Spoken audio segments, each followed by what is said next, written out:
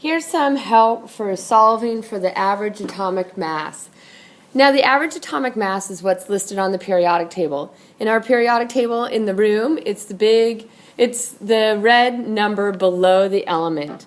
In this example, this is number 1 from your homework.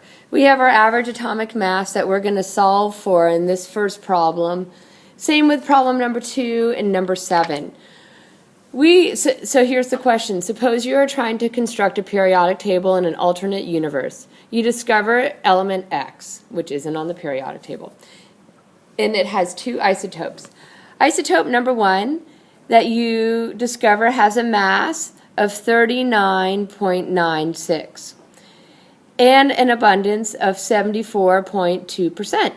So I'm going to plug both of these numbers here into the first part of the equation. The isotope number 2 has a mass of 40.96 and an abundance of 25.8%. So I'm going to take these 2 numbers here and plug it into the second part. Now, if there was a third isotope, you would do the same thing for the third isotope. We divide all of these numbers by 100 and we should get our average atomic mass. After plugging this in my calculator, I see that I end up with an average atomic mass of 40.22.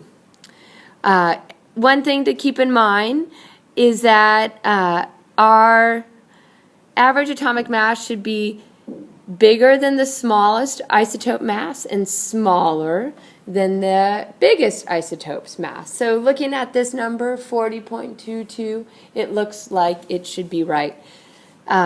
And normally, if we weren't in another universe, like it says we were, this number should show up on the periodic table and you'd be able to identify what element it is you're talking about. But since we're somewhere else, this is just a pretend element. So it's just practice calculating. Hope this helps.